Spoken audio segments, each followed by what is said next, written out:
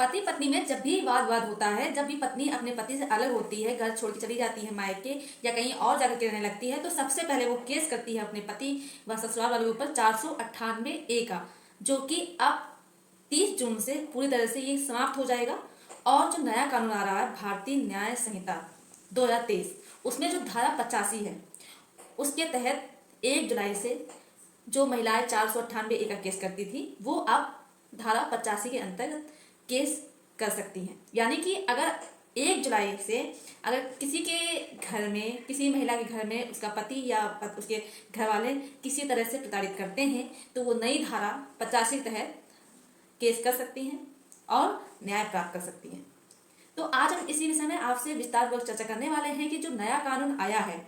और जो नए कानून में जो धारा दी गई है 85 क्रुएल्टी के अंतर्गत, जिसके तहत जो महिलाएं हैं, वाइफ हैं, न्याय प्राप्त कर सकती हैं, उसके अंतर्गत क्या क्या चेंजेस हुए हैं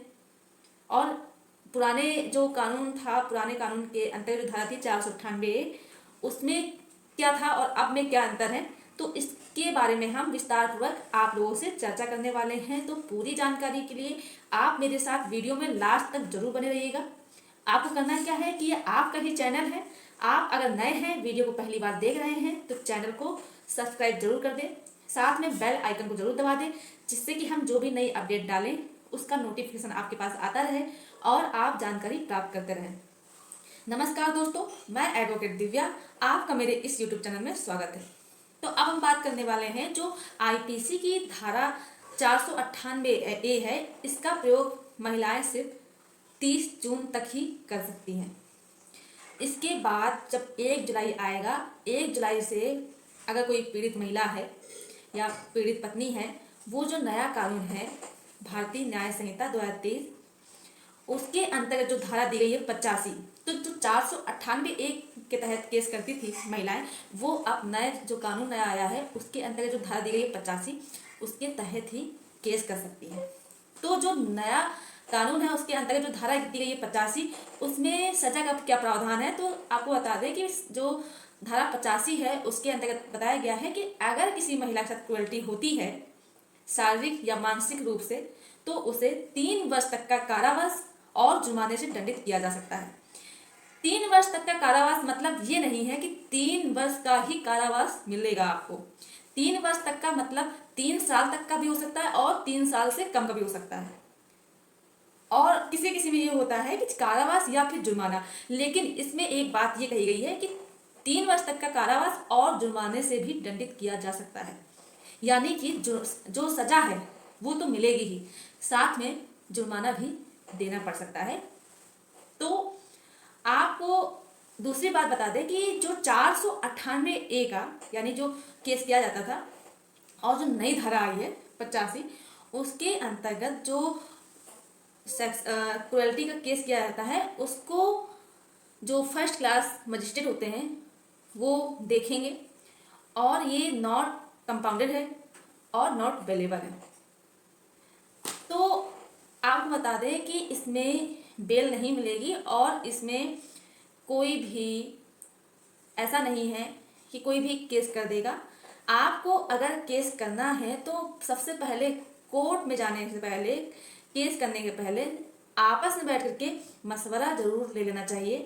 क्योंकि आगे चल करके आप लोगों के रिश्ते टूटने में समय नहीं लगेगा। अगर आप रिश्ते को बचाना चाहती हैं तो आप पहले ही आपसी सहमति से आपस में बात करके अगर कोई गलतफहमी है उसे खत्म कीजिए। और दूसरी बात आपको बता दें कि जो क्रुएल्टी है, इसको पहले जो पुराना कानून था, क्रुएल्टी यानी क्रूरता को कहीं भी डिफाइन नहीं किया गया था, किसी भी धारा में डिफाइन नहीं किया गया था। उसमें सिर्फ ये बोला गया था शारीरिक या मानसिक रूप से। लेकिन जो नया कानून आया है तो उसमें जो धारा 85 है वो तो बिल्कुल 498A जो था उसकी तरह ही है, लेकिन जो धारा है 86, उसके अंतर्गत जो क्रुएल्टी है, क्रुएल्टी को डिफाइन किया गया है, यानी कि क्रूरता के बारे में बताया गया है कि किस तरह से क्रुएल्टी एक महिला के साथ किया जा सकता है। तो जो धारा है 86, उसमें बताया गया है कि जानबूझकर किया गया कोई भी ऐसा आचरण जो कि उस महिला को आत्महत्या के लिए प्रेरित करे, या फिर किसी अंग को कोई नुकसान पहुंचे, या कि उसके स्वास्थ्य पे असर पड़े, तो ये एक तरह से क्रुएल्टी मानी जाएगी। दूसरी बात, किसी महिला को दहेज के लिए या प्रॉपर्टी के लिए या किसी संपत्ति के लिए बार बार तंग करना, उससे डिमांड करना, मांगना, प्रपीड़ित करना, विधि विरुद्ध मांग करना कि वो जो महिला है उसके शारीरिक और मानसिक दोनों तरह से उस महिला को आघात पहुंचे, तो ये भी एक क्रुएल्टी की तरह ही माना जाएगा, यानी कि इसे भी क्रूरता समझा जाएगा। तो जो विधि विरुद्ध मांग है, इसके तहत इसका मतलब ये हुआ जैसे कि पत्नियां जब 498A का केस करती हैं, जो महिलाएं 498A का केस करती थी, यानी कि करेंगी अभी तक 30 जून तक, तो वो क्रुएल्टी में लिखवाती थी, जब केस करती थी लिखवाती थी उसमें कि मेरे पति व ससुराल वालों की ओर से लगातार दहेज को लेकर के, पैसे को लेकर के डिमांड किया जाता है। हमसे ये बोला जाता है कि हमारे माता पिता ने दहेज नहीं दिया था, तो जाओ अपने मायके वहाँ से पैसा लेके आओ, या कोई भी चीज़ लाने के लिए बोला जाता था, जो कि मेरे घर वालों की आर्थिक स्थिति अच्छी ना होने की वजह से मेरे घर वाले दहेज नहीं दे पा रहे हैं, या फिर जो उनकी डिमांड है वो पूरी नहीं कर पा रहे हैं। तो जब डिमांड पूरी हो नहीं पा रही है, तो मेरे जो पति हैं और जो ससुराल वाले हैं वो हमें प्रताड़ित करते हैं, शारीरिक रूप से और मानसिक रूप से। शारीरिक रूप से इस तरह से कि ज़्यादा काम कराना, या फिर जब कोई डिमांड की जाती है अगर वो मना करती है तो उसको मारना, या फिर मानसिक रूप से प्रताड़ित करना, जैसे कि रोज रोज ताने देना सुबह से लेकर शाम तक, बस उसी बात को लेकर कि तुम्हारे मम्मी पापा ने क्या किया है, कुछ नहीं किया है, और हम तुमको ले आए, उन्होंने कहा था बाद में देंगे, अब उनसे ले करके आओ, ये बहुत सारी चीज़ें। तो उससे जो है जो महिला होती है उसको मानसिक आघात पहुंचता है। तो जो सेक्शन 86 यानी धारा 86 है वो क्रूरता को डिफाइन करता है, यानी क्रूरता को परिभाषित करता है। तो आपको क्या लगता है कि जो क्रूरता है ये क्या पूरी आईपीसी में लागू होगा?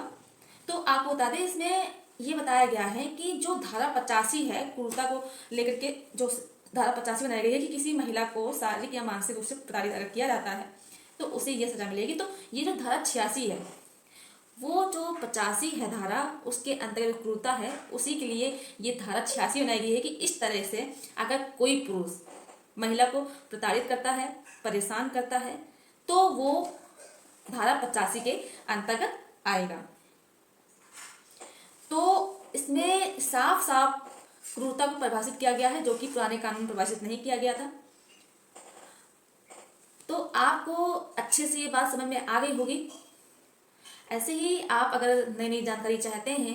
और जो नया कानून आया है उसके विषय में जानकारी चाहते हैं, तो आप मेरे साथ जुड़ने के लिए चैनल को सब्सक्राइब जरूर कर दें, साथ में बेल आइकन को जरूर दबा दें, जिससे कि हम जो भी नई अपडेट डालें उसकी जानकारी आपको मिल सके, आपके पास सबसे पहले नोटिफिकेशन आए, जिससे कि आप उस जानकारी को प्राप्त कर सकते हैं। और ये वीडियो ज़्यादा से ज़्यादा लोगों को शेयर जरूर कीजिए, और आपने चैनल को सब्सक्राइब नहीं किया है तो प्लीज़ चैनल को सब्सक्राइब जरूर कर दें। धन्यवाद।